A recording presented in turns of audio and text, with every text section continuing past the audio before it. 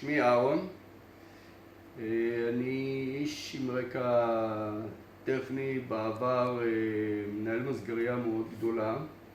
ייצרתי בעבר מכונות ושיפצתי מכונות. הגעתי ללמוד בבית ספר אורט רחובות, הנדסאי מכונות, סיימתי. נדרשתי לבצע פרויקט גמר, ולכן ביצעתי מכונת כיפוף שכמוה אין בארץ, וסביר מאוד להניח שאין בעולם, כי כל התכנון הזה הוא תכנון שלי. והמכונה הזאת בנויה במצב של כיפוף ממעלה 1 עד 180 מעלות. הצורך הזה הגיע כיוון שבמרבית העבודות הכיפוף נעשה ידני ועל ידי ניחוש. זאת אומרת, האדם מכופף מעלה והוא כל הזמן צריך לבדוק אם הוא כופף את המעלה הדרושה. כאן אנחנו מכופפים מעלה ואנחנו יודעים שהמעלה הזאת היא מעלה מדויקת, בעיקר בעקבות הבקר שאנחנו מתכנתים אותו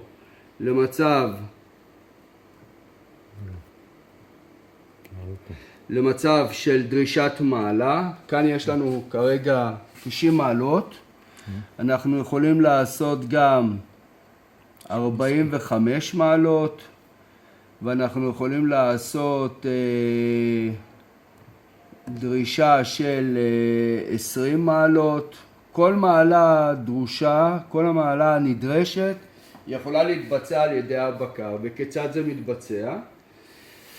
זה מתבצע על ידי בוכנה מבוקרת, שהבקר מבקר את הבוכנה. יש לנו חיישן שנותן לנו מידת מרחק, ותרגמנו את מידת המרחק למידת סיבוב. ברגע שיש לנו בין מידת המרחק למידת סיבוב מספרים מדויקים, אנחנו יכולים לתכנת את המכונה הזאת בצורה כזאת שאנחנו יכולים לדרוש מהמכונה הזאת כל מעלה אפשרית החל ממעלה 1 עד 180 מעלות.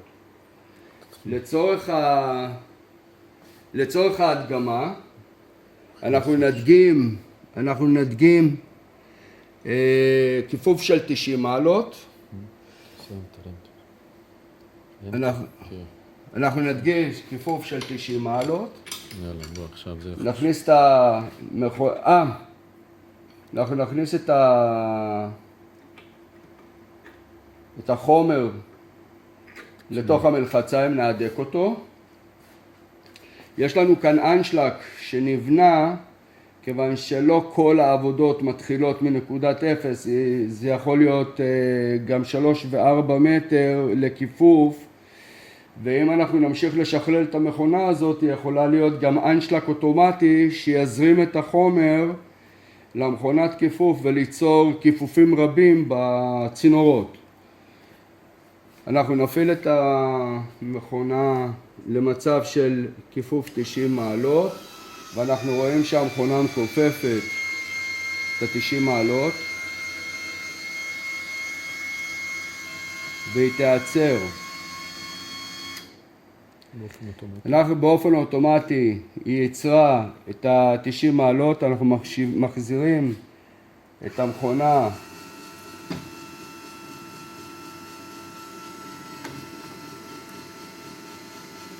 למצב הראשוני שלה, מסירים את המלחציים, ופה קיבלנו מעלה של 90 מעלות מכופף. אם נרצה להמשיך להשתמש לא רק ב-90 מעלות אלא ב-45 מעלות לדוגמה, אפשר להכניס את זה למלחציים, להגיע למצב של 45 מעלות, ואנחנו מכופפים 45 מעלות.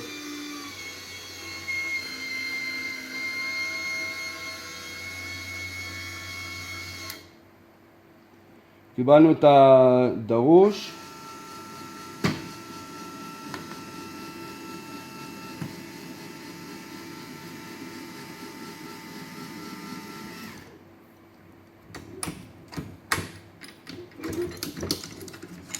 ויש לנו מצב של 90 מעלות ו-45 מעלות, ככה כל מעלה אפשרית ניתן לכופף דרך המכונה הזאת, מכונה יעילה לתעשייה.